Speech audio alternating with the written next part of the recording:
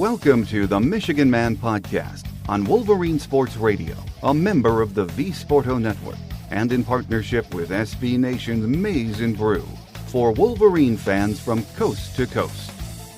Go Blue and welcome to the show. I'm your host, Mike Fitzpatrick. We continue with our previews this week with a writer who has covered Michigan with M Live, the Detroit Free Press, and now The Athletic. Nick Baumgardner joins me today as we continue to preview our Wolverines. First, a few of my thoughts before Nick joins us. Practice started on Friday for Jim Harbaugh and his team, and as fans and reporters, we know we don't get much news of importance at this time of the year, and that's okay with me. Sure, we will have pressers each week in August with staff and players, but it's always the same. We're working hard, trying to get better every day, etc., etc. And I'm fine with that too, I'm sure you are. What the team does behind their closed practice facility is nothing we need to know about. The only thing we as fans are interested in is what happens on Saturdays starting in September. So whether you are young, middle-aged, or even an old-timer, you know this. The preseason hype is fun, and that's all it is. It means very little. My guest today has covered Michigan now for over a decade. He says this year he has no idea what to expect, and it is a big year for the program, especially our head coach. Nick Baumgardner from The Athletic joins us next on this week's edition of The Michigan Man, so stay with us.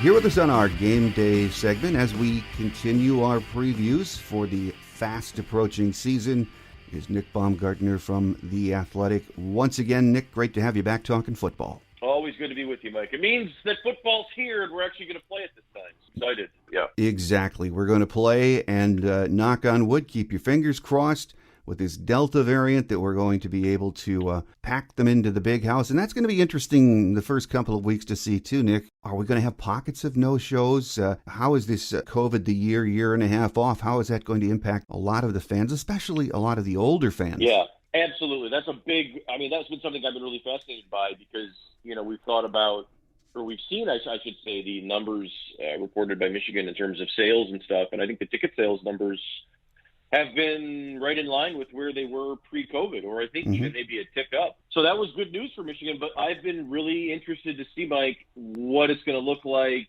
that first week. I mean, what the tailgate lot's going to look like. People bought their tickets, but are you going to have like walk-ups? Are you going to have some single games? Because, as you know, Mike, I mean, they sell, combined with students and general population, somewhere like 85 to 88,000, I want to say something like that. I'm probably off by a couple, but that makeup of what gets you to 110 is, single game tickets. So that's really what I'm interested in, I guess, is, how many folks, plan to do it, or, maybe those plans get changed, or, what's it all going to look like? But hey, I mean, there's going to be some people in there. So, I mean, some people are going to be in there. Speaking to someone who was in press boxes last year at buildings that were empty, I don't want to see that again. So if it's even half full, it'll be cool to see fans back in the building. I was actually at Ford Field, Mike, for Lions scrimmage on Saturday, and there was about 10,000 fans that were there, and that was pretty cool, right? Yeah. So it's kind of cool. It's been cool to see that coming back. So hopefully, knock on wood here, we'll be able to see everybody, and it'll be fun again. I hope so. I think there's a large segment that's amped up to get back to normal, and Saturday afternoons in Ann Arbor is a part of that. So we'll see. It won't be long. Good day yesterday or Sunday, I should say, Nick, for Michigan football. Two former greats inducted into the Hall of Fame, Charles Woodson and Steve Hutchinson, and man, both great players, weren't they? Mm-hmm. Oh my God, Woodson! I saw his jacket. When they put the jacket on him, and all I could think of was like, did somebody make that jacket in like 2000 and just put it on a hanger? I mean, like, all I can think of. I mean, those are guys. Charles Woodson and Steve Hutchinson are guys that were, for me, this is the age of player. You saw the rest of those guys in the class too. Peyton, Manning, all these guys. Like for me, these are the age of player that I kind of grew up with. Mm-hmm. So. I was a kid in high school when, or just starting high school, I think, when Charles Woodson made the big interception on the sideline against Michigan State, and had the Heisman season and did all the, and then you saw him go in the NFL and be as flawless as he was for so long. But he overshadows Steve Hutchinson, who was one of the best interior offensive linemen of a generation. I mean, he was a generational offensive lineman all the way, who came to Michigan, Mike, as you know, as a defensive lineman, who had to switch positions early in his career, and then, just seamless. I mean, what a class of people at Michigan, but also in the Hall of Fame. I mean, it was just crazy. 2 on one team. Somebody asked me, has that happened before? I have no idea, but that's that's pretty wild. And then you've also got Tom Brady on that team, who's still playing in the NFL. So, yes, I'd say that's a pretty exciting day for Michigan. I know that I even saw that Ward Manuel got to shout out all these guys in a Regents meeting a couple weeks ago. I thought that had to have been pretty cool. He got to shout out Tom Brady, congratulate him on another Super Bowl, and then congratulations to Charles Woodson and Steve Hutchinson for going to the Pro Football Hall of Fame. So pretty cool for everyone, I'm sure, but definitely two guys that all the way have earned it, I would say. That's 2 Hall of Famers all the way in my book. Oh, absolutely. Well, this year's edition of Michigan Football, Nick, started practice on Friday, so we are in for our 4 weeks of speculation about whether this will be a rebuilding year, a bounce-back year. I don't think anyone knows what's going to happen, but there are so many questions surrounding this team, aren't there, Nick? Oh, yeah. I mean, including the coach. I mean, and that's really kind of the situation, I guess, where it's like, no one really knows what this is going to be at the end of the year. No one knows what this is going to be during the year. No one really knows how it's going to look, maybe more than ever, because if you really part it down even further, you've got a brand new defense. You've got major changes in your offensive staff, though I don't think we'll see major changes in how they run offense. It'll certainly, I think, be different in general. I mean, maybe it won't be so different to the average eye, but there'll be change there. Just a ton of change across the board, and a ton of change, Mike, at like the 11th hour. So it's really strange in some ways, but it's also necessary. There was so much change that was necessary coming out of the 2020 season. And, I got to a point, and I probably had told you on your show if we talked at the end of the year. I can't remember if we did, but I had lost the ability to argue with anyone who thought Jim Harbaugh should have been fired last year. Like, if you thought he should have been fired based on his resume and everything else, there was enough there that I thought your point had merit to it. But Michigan obviously didn't, and it's their decision to make. It's Ward Manuel's decision to make. They opted to go with, the change around him and keeping him here with, hopes that, hey, we're going to try to get this right, but also this isn't good enough, and you need to know that this isn't good enough. So there's a lot going on, right? There's a lot to unpack. It all happened at once, and people sort of say, well, what does this mean about now? And so you look at it now and you say, well, the challenge that was put in front of Jim Harbaugh this year was fix this by any means necessary, which includes fixing yourself first. So you need to be a better leader. You need to be a better listener. You need to be a better communicator. And you need to be better in general as the leader of the football program. And I think if you go across the board and look at all the moves he made this offseason, I think he did that. I think he made a lot of decisions that were beneficial to the program. The change in the recruiting department, I think, was good. Bringing in someone like Steve Klinkscale, I think, was really good and long overdue. Bringing in people like Mike Hart was long overdue. Ron Bellamy was a good decision, I think. I mean, so good decisions were made here. Smart ideas happened here, moving on from, the defensive situation with Don Brown the way it was. I mean, we've talked about him 1,000 times. I wouldn't blame everything on Don Brown, but it was certainly time for a change. All these things were done, and they were all necessary, but it's like we've done this before with Harbaugh, and we've seen this with him, where it's like you've made changes. Is that enough? Is it going to be enough at the right time? Is it going to be enough to click, or is it all going to be something that at the end of the day is just window dressing on the same exact thing that we saw? And so, yeah, it's a fascinating year. Maybe the most fascinating I've probably covered, Mike, in the 10 or 11 years I've been doing this, because I really don't know how it's all going to go. And more importantly, I guess we're all sort of sitting here wondering, if it goes badly, are they going to make a change this time or not?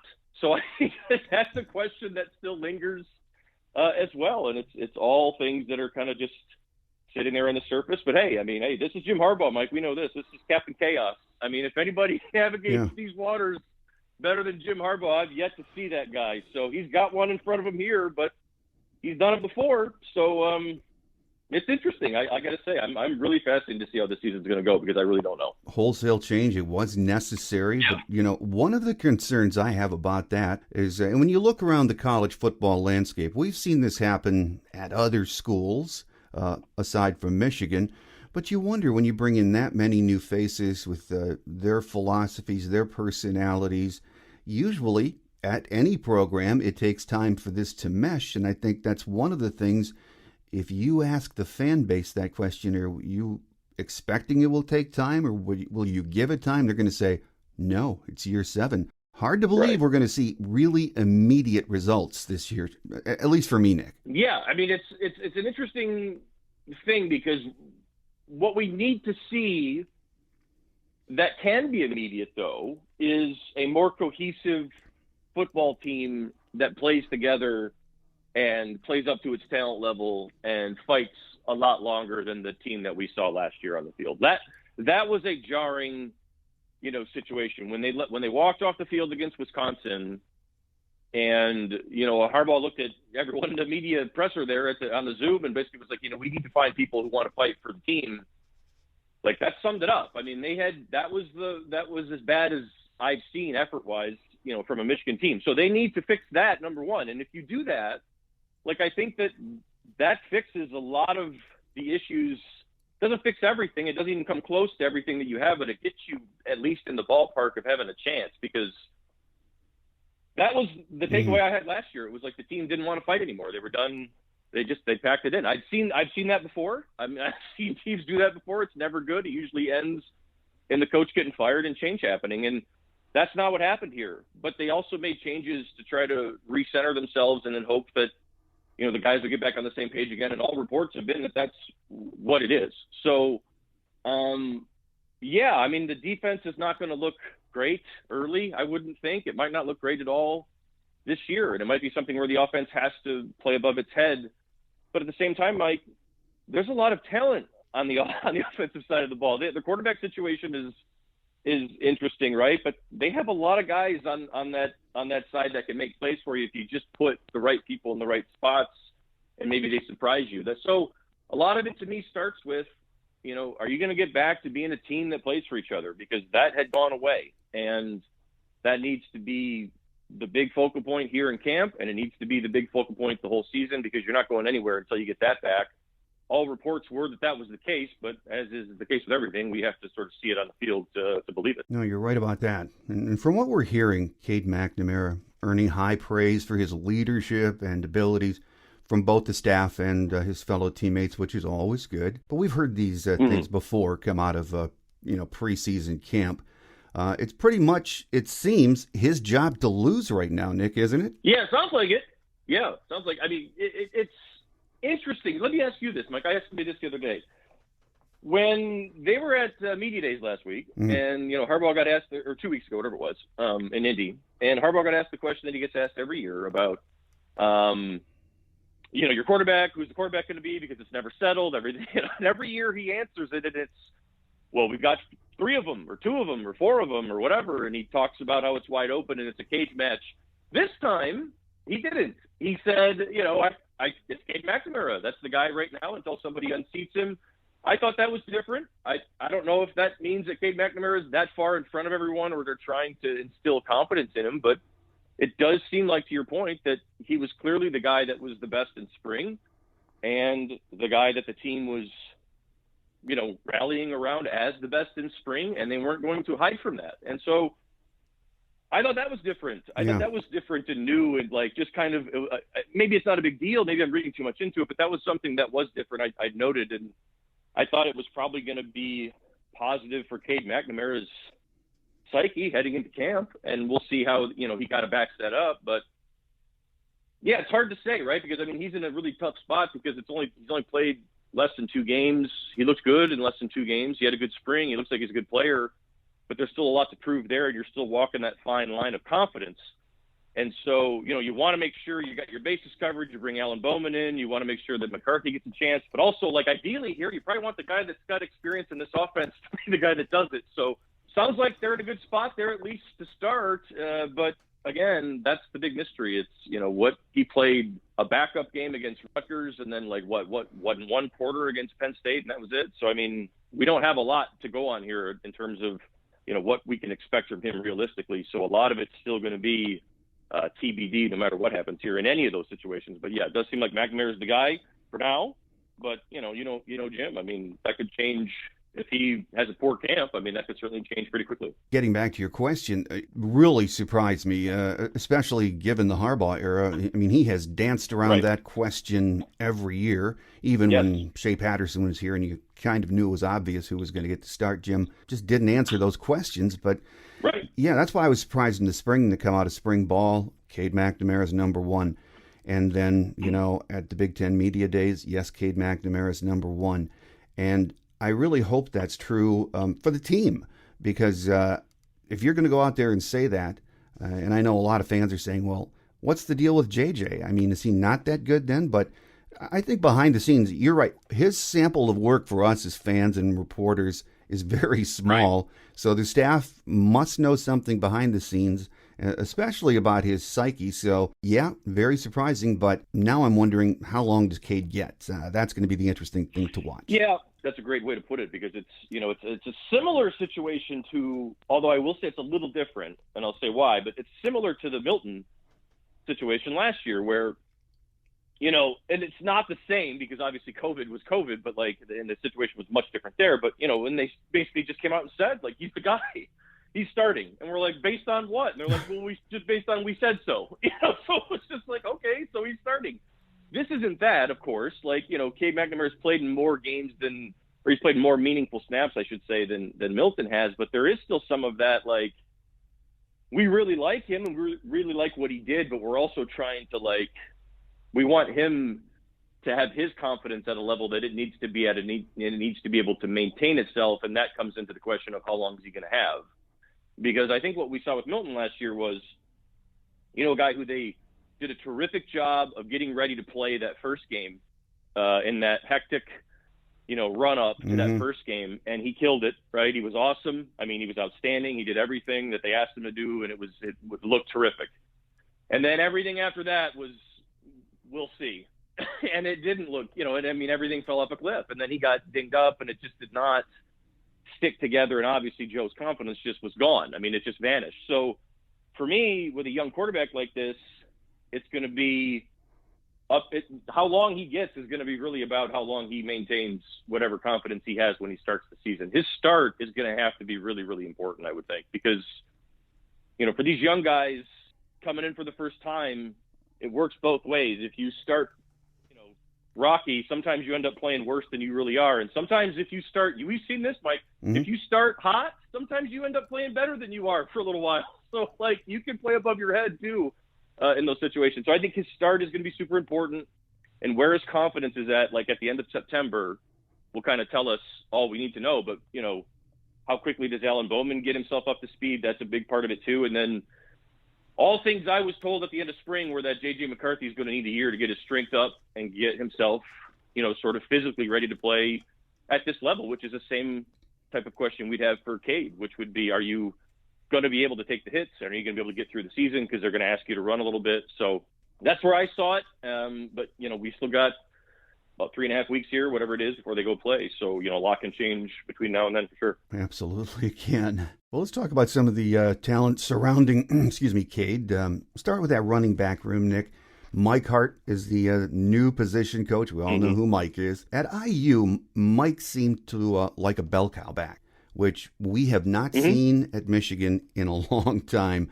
But between Haskins, Corum, and Donovan Edwards, he certainly has, at least on paper, plenty of talent to work with, doesn't he? He does. And I think that what you saw there at Indiana was, they had a guy in Stevie Scott that was just better than everyone else in the room. And what you saw, though, was that Mike Hart's not afraid to say, well, okay, then you're the guy. And we're just going to go with you. And everybody else is going to have to knock you off until, you know what I mean? So that, it takes something to be that, too, to have the, and if you remember back, Stevie Scott was taking heavy workloads as a pretty young player.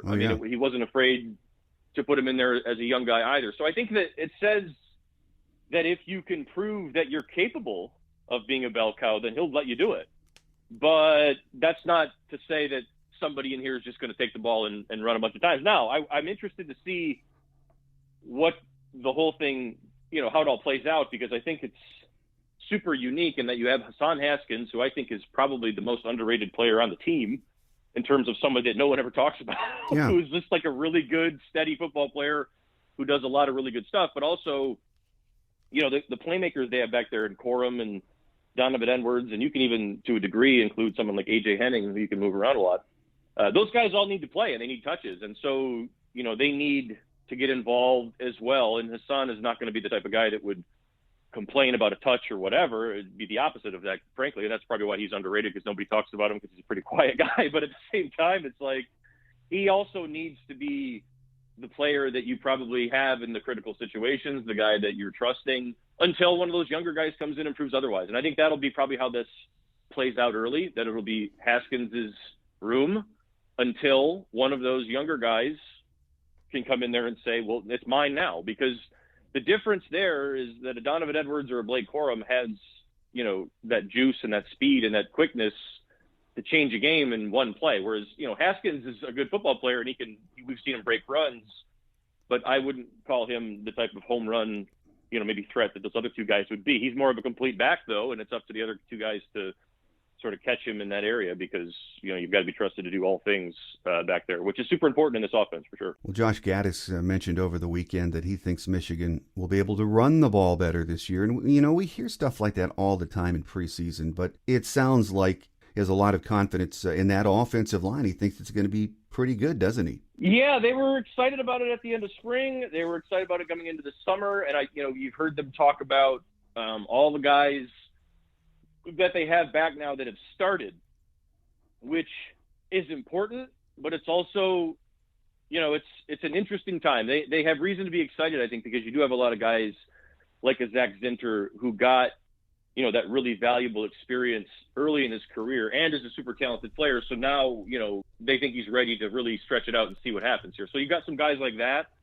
Ryan Hayes, you get a clean bill of health on him and let him go. And they really, have been excited about him for a while. So see what he can do. I mean, there's a lot of guys they've been excited about for a minute that are going to get a chance to really go now. But it's also one of those, for me, where I look at it and say, but the offensive line really needs to be the best group on the team here from my vantage point for Michigan. The quarterback situation, no matter what you sort it out as, is unproven as we sit today. The defense is probably going to be shaky, I would say at best. You've got to be able to run the ball. You've got to be able to sustain drives, and you've got to be able to keep your defense off the field at all costs. I mean, that's what Michigan's entire, game plan and everything else really needs to be here as Mike McDonald's outfit sort of gets it going. So the offensive line has to be really good. It just does. It can't be average or a little bit good or pretty good. It has to be, in my mind, it has to be very good. It has to be, something similar to what we saw in 2019, an offensive line that year that, maybe not one that had 4 NFL draft picks on it, but one that, could take over a game against most teams when they needed to, and make sure that anything choppy was going to get evened out because, they were going to kind of calm the waters. And that's really what you want from this group here. And that's what they didn't have last year. And that's what they need to get back. So I think it's super important. The whole, kind of trajectory of the season, and as far as I sit, sort of hinges on how that offensive line plays. I mean, if they're struggling early, this is going to get rough. I can't see this thing taking off, right? So super important, and it's probably going to start in the middle. Is Andrew Vistardis going to have enough to do it? I know they like him a lot. He's a smart kid. They all love him. The guys like him, but at the same time, he's had injury issues. Can he do it? He's a former walk-on. Is he capable of doing it? And if he's not, then they need to make a decision there, which would probably be Zach Zinter, who's never started inside before, which is another roll of the dice, right? So interesting, but also that first game, we're going to learn a lot. That's the thing, Mike. That's why this season is going to be really interesting. We're going to learn so much about Michigan and where they're at, where they're headed, everything else, probably after week 1 and week 2, really, because they have a low-key interesting one early and then another and a really big one there right after it. No, and I agree with you 100% about the offensive line being the most important unit on this team. We want to see a return to a solid physical running game. Hey, and an offensive line that can do that can cover a multitude of sins, especially a young quarterback developing, and really help him. The other thing I think most of us like to see, I should say, is an effective passing game. And to that end, the receiver room has plenty of talent. I think Ronnie Bell sticks out to me as a guy who you can count on. The other guys, I guess potential is the word I would use for them. Right. We hear about the speed. We hear a lot of good things about them, but we haven't seen it develop for a lot of reasons. That needs to change this year too, doesn't it? Yeah, and I think that this is really where Josh Gaddis has to take the next step as a coordinator and a coach, I would say, because Josh is a smart football coach. Anyone who's talked with him for an extended period of time will tell you that. I mean, he thinks about the game in a really smart way. He's always thinking about it. His ideas make a lot of sense.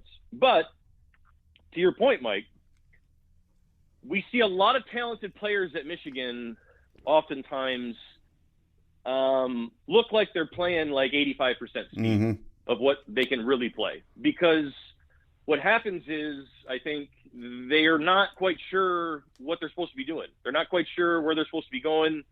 They're not quite sure what the coach wants on this. They're not quite sure. You know what I mean? It's a little bit not quite sure, right? We've seen that for the first 2 years of Josh Gaddis. We've seen too much of that. You know, at the end of 2019, that started to go away, and the offense started to play with a little more pace, and we saw that pick up. But there's that lag, and everybody knows what I'm talking about. Everybody that's listening to this knows exactly what I'm talking about. There's that lag when the ball snaps, and everybody looks like they're kind of like barely getting out of their stance. That's coaching, and that is being organized and having the ability to sort of really hammer in to your guys what you want them to do and where you want them to go, so they're not thinking. They're just reacting and going. They need to get back to that, and I think that, you know, Josh talked about that earlier this week, or last week, I guess it was now, that he was really excited about the staff being on a better page or a better place with its trust and communication. And he thought he was in a better place with his sort of ability to collect everyone's ideas, you know, throw out what's not going to work, make sure we keep what is going to work, and don't sort of overcomplicate this stuff and keep it sort of in the strike zone.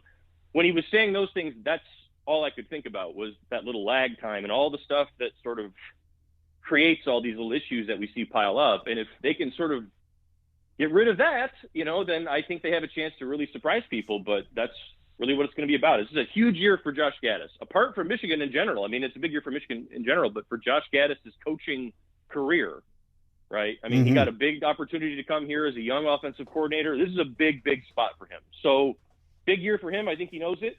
He seems excited. And again, yeah, I'm excited to see sort of how it looks, because we're going to know pretty quickly, I think, where it's at and where it's not. And yeah, we know what to look for sure. I think the offense is going to be just fine. You're right. Josh Gaddis, smart, young guy, but it is his third year. I think now he has a lot of the pieces that he needs. We just have to, get the offensive line going and see how Cade McNamara develops. But I have some confidence that's going to work out. The other side of the ball, now that worries me. It worries a lot of fans. Mike McDonald, first-year coordinator, and he's putting in a new defense. But I thought it was funny the other day. He said defense isn't rocket science, and what he's installed doesn't have a learning curve that people think that should.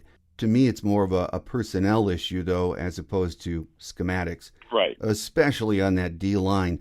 That has to be the greatest area of concern for this defense, isn't it, Nick? Yes. I mean, that's the entire, like, you just nailed it, Mike. I mean, it's he can tailor the scheme down, or, water it down, or, simplify a lot of stuff about what they were doing in Baltimore, or what they did at Georgia, or what they did somewhere else. I mean, talk about that too. It's a bunch of different things they want to mix together, but it all comes back to, it's personnel. I mean, do you have enough in the middle of your defense up front to reasonably ask anyone do anything against, Wisconsin or an Ohio State or Penn State or anybody really on the ground? I mean, do you have anybody that can anchor the middle, and do you have anybody that can stand outside and play man coverage? And if the answer to that is similar to what it was last year, which it probably is, then you need to be a zone team, and you need to be somebody who's doing things that are much different than what we've seen Michigan do in previous years. So really it's more about how quickly can you teach them to master something opposite, right? They were learning for the previous 4 years or whatever it was under Don Brown to be, mastering of man coverage. Now you need to be sort of the flip side of that. So I think it's a lot of, how quickly, it's not how quickly can you get your scheme installed, it's how quickly can you get sort of, a bunch of guys that were learning how to play one way to learn how to play another way and really kind of master that. Because if you can do that, then I think that he's right in saying that they can do a lot of stuff, and it really doesn't have to be as complicated as people think. I mean, they can make it as basic as they want. If you can get guys that really know what they're doing with, look, we're going to be in cover 3 match, and we're going to hand these routes off, and we're going to be, good in our zones, and we're going to get to our spots and all this stuff, and everybody does that, then you're probably going to have a pretty good defense. But, like, if 9 guys do that and 2 guys don't know how to do it, like, you're not. So, like, that's kind of where it's at here. That's where it was last year, and it's still the same thing. It's, can you get, a roster that we've seen the talent level drop over the years? It's still at a lower level. It needs to be replenished. But can you get those guys to sort of get the best out of themselves and also sort of perfect a couple of coverages or a couple of techniques that'll kind of help them and go forward and see if you can figure it out that way? Because that's probably their best bet. That's probably their safest way to get it, because I just don't see a lot of answers that weren't already there. I mean, some guys are going to have to really surprise, I would say, right? I mean, that's Donovan Jeter's, it hasn't been, he's not a freshman, right? So, I mean, we've seen some of these. Mozzie Smith's not a freshman either. So some guys would have to really either turn a corner big time, and in some cases they'd have to surprise. So, fascinating. I really don't know how this is going to go defensively, Mike, because all brand new. But hey, if he can get all 11 to play hard, okay, then that's a start, because that's another thing that I think they'd sort of lost as the year went on last year, and that'd be your start. So find a couple things you do well and go from there. That seems to be his MO and seems to be where he's going with it now anyway. So I guess we'll see how it pans out. Yeah, I guess we could say the same thing about the linebacking core too. I mean, I look at the 2 deep and just, think, I don't know. I just don't know. As you said about the defensive line, I think some guys are going to have to step it up or surprise, because at least when you look on paper at that 2 deep, it's not a scary group of linebackers, is it? No, and it's an unproven one at best that has had questions in the past about, Josh Ross is obviously stronger now and all these things, and I saw that, but it's like that's not Josh's problem. Josh's problem really wasn't the strength. It was, can you get side to side? How's your leg? Are you healthy? All these things. So we'll see, but I would expect Josh, if he's healthy, will have a solid year. He's a solid player. He's a smart kid. Mike Barrett is another one, Mike. Like, they've got a lot of guys like that, like Mike Barrett, that are just kind of like, they really haven't. They were just getting to that like point last year where it was time to trust them and see what they could do, and the season was a disaster. So it's like, it's hard for me to look back at last year defensively with a lot of those guys and say, okay, well, were you just not ready, or can you not do this? Because in some cases, maybe that's what it is. Maybe they were being put in positions where they just simply can't hold up. And maybe in some cases they were being put in a position where they were not ready yet. Because I still think a guy like Mike Barrett has a ton of talent and a ton of ability. Like, if you can get him to sort of focus on a couple of things and that's it, and, just kind of cut loose and play, I think he could really help you out. But big question, right? It's like, I don't know. It's the whole defense outside of Aiden Hutchinson. Really, you could say that about, to me. I don't know how a lot of these guys are going to perform, because a lot of these guys have been in these situations. Dax Hill, I guess you could say that too. We know that, what he can do from an athletic standpoint, but that's the thing here. A lot of these guys have played before, and, we've seen sort of the mistakes, and we've seen some of the issues, and we've questioned some of the things we've questioned. And it's like, I don't know, is all that going to change? I don't know. And there's a lot of guys like a Donovan Jeter that you're waiting on. It just seemed like last year that was the whole defense. It was just a bunch of guys that they'd spent many years waiting on, and we're still waiting. So, I guess we'll kind of see. you can change anything you want. You can change the front. You can move people around. Like, at the end of the day, Mike, it's still personnel. You're right. I mean, the recruiting had fallen off. It needs to be restocked. And that, to the point at the beginning of the show, that's a result that you're not going to see much from immediately, and that's going to take a minute. So, yeah, I mean, that's what complicates this whole thing, really, is the defense. Just no one has any expectation that they're going to be good defensively. Maybe they'll be passable. Maybe they'll surprise us. But, I mean, the bad part of that, if it goes the other way, could be really, really bad, and everybody knows that. So that really is what paints this whole season and kind of clouds it as you look at it right now is, are they going to be able to surprise us? Because if they're not, then the offense is going to have to be perfect, and that's kind of what they're looking at here. What sort of scares me, Nick, is when I look at the defense, the secondary, to me, is maybe the strength of the defense, but the last time we saw those corners in the COVID season, and I still don't know what to take from the abbreviated COVID season, but our corners got torched, all 6 games. Right. So I know there are battles there.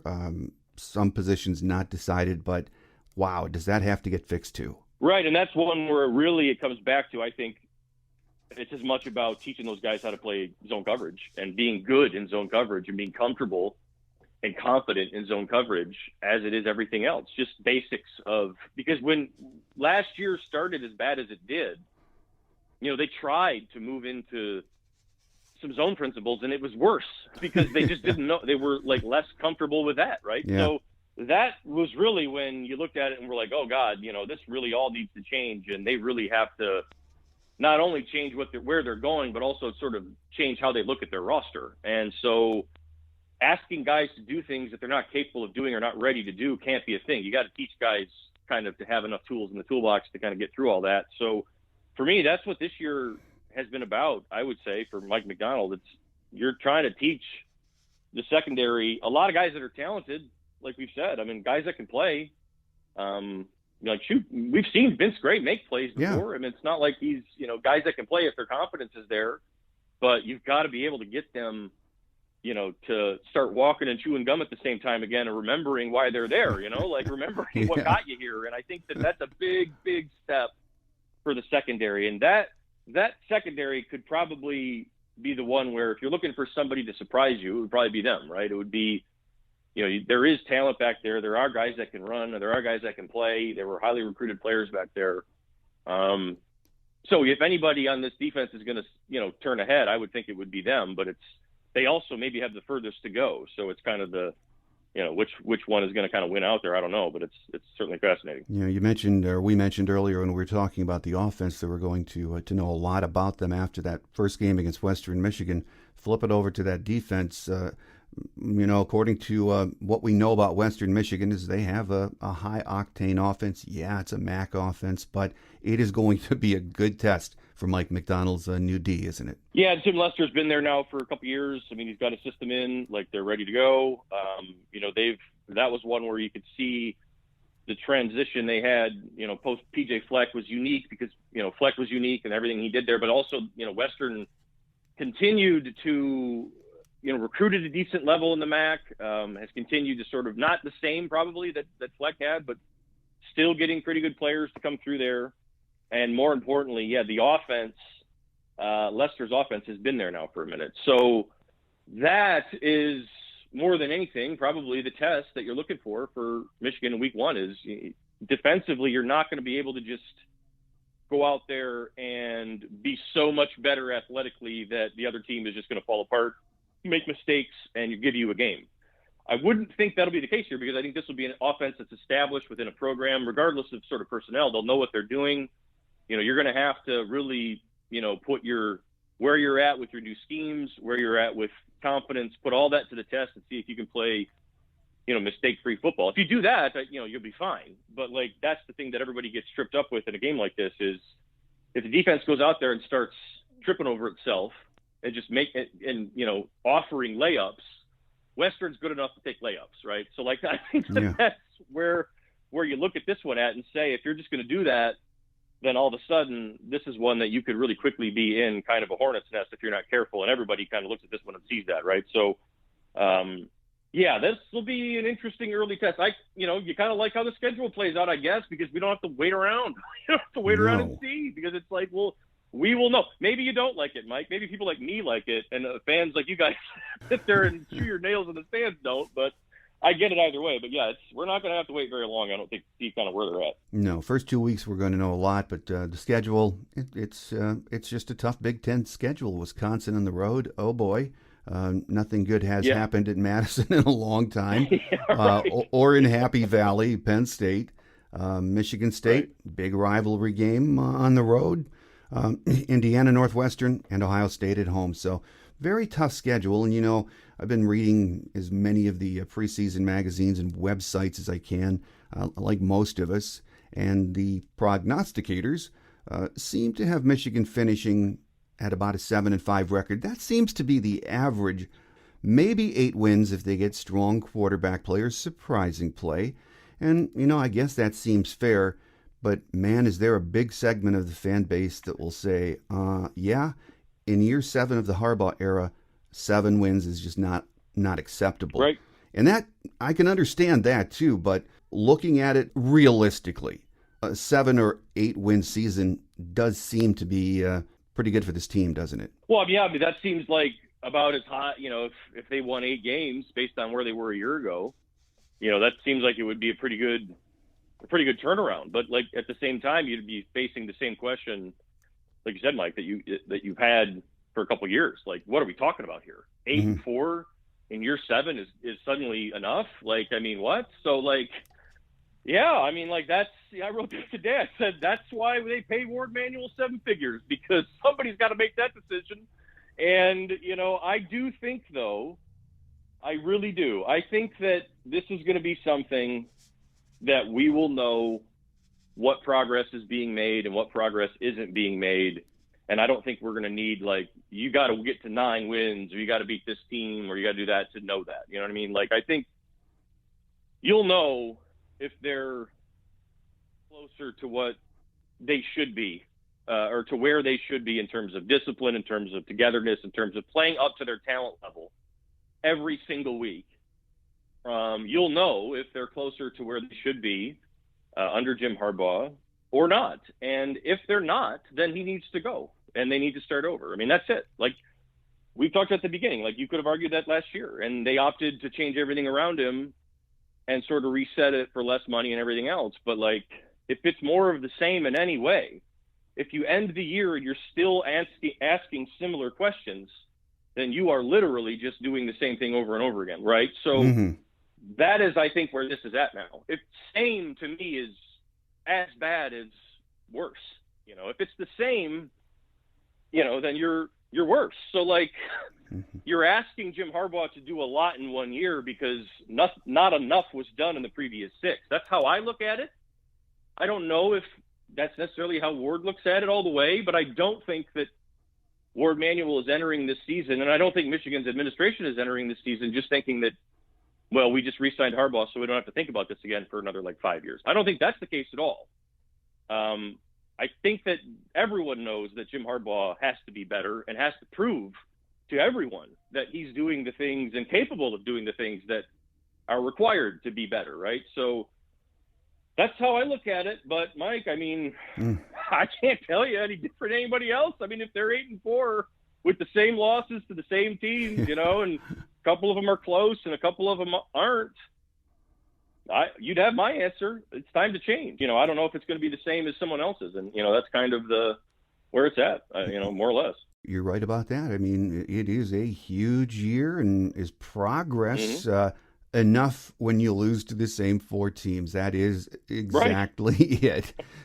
Even if you're more competitive, it's time to start winning some of those games. So, and the fan base is there. I mean, the emails that I get all spring and summer so far, every time I say 7-5 or 8-4, people just go off the hook. There's it's well, yeah, and I would add this, Mike, too. I would say this before we get out here, but Michigan fans will let you know. So Ward Manuel, we talked about, it's a really difficult decision. We've talked about that before in years with athletic directors here. The fans always let them know. They'll stop showing up. If they stop showing up, it's over.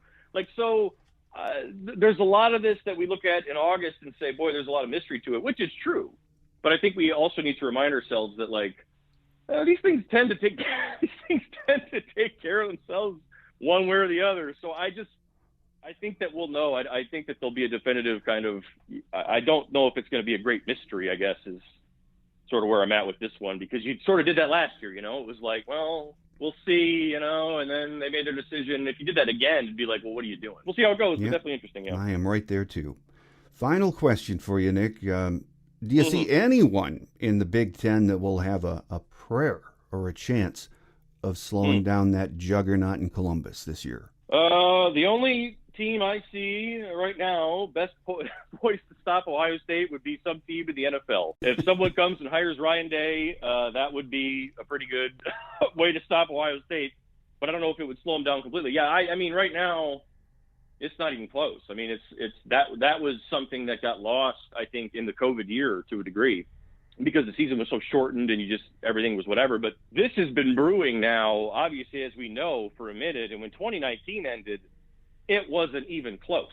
They were so far ahead of everyone in this league, and that has only continued. And I don't think that this league has seen anything like this. And I don't know what, maybe 50 years ago, but I mean, this is just a complete stranglehold. Penn State and Michigan recruit at a good level nationally, what everybody would consider a good level, but it's not considered passing compared to what Ohio State's doing, right? I mean, that's the difference, because they're so far ahead of everyone else. I don't know.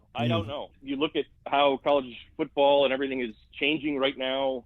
People talk about NIL and all of that. I mean, NIL is going to help the teams that are already doing well do better. Yeah. So I would think that would help Michigan, but I would also think that's going to help Ohio State. So, yeah, I mean, they're in a really good situation. The only way that thing gets screwed up is if they screw it up. I mean, that's how I see it right now. It's a tall task to get up there. But to Harbaugh's point, it's like, what are you supposed to do? Just not try, right? I mean, you got to give it a shot. But you also have to acknowledge where you are, right? I think that's a big part of it. That's something that Michigan was missing in recent years. Acknowledging where you're at. They're in a different stratosphere here. It's not the same. And I think more Michigan fans are certainly able to do that today. But like, this was true 3-4 years ago, and people weren't willing to admit it to themselves. Admit it to yourself, move forward the best way you can. I think that people are there now. So when people get to that spot, productive change can happen and productive things can happen. So we'll see. We'll see how it goes. But everybody's got to go to the drawing board there, because Ohio State's just so far ahead of everybody. It's not even funny. Oh, amen. Well, we have 3 weeks to speculate on just what Michigan football will be this year, but the truth of the matter is we're not going to know anything until they tee it up in September. Our guest today has been the outstanding writer and columnist from The Athletic, Nick Baumgardner. Always a pleasure to get you on the show, Nick, and we look forward to our next visit once the season gets underway. Oh, absolutely, Mike.